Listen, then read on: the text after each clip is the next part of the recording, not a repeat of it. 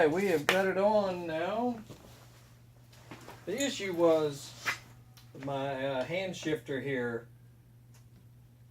My control switches when I park the bike or turn the bar far left would hit my grip here, and I have no way to change other than maybe chopping this off some, which I didn't want to do because this was custom made down here.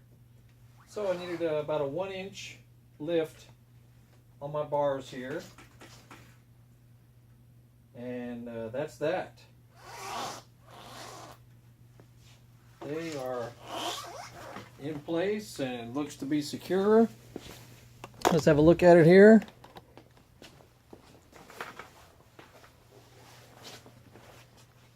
These little guys right here raised it up about 1 inch, which is exactly what I needed. Only cost maybe, I don't know, $5 to $7 total.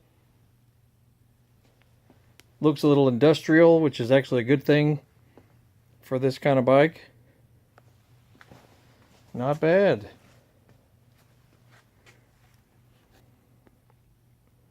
Easy 1-inch bar riser extensions.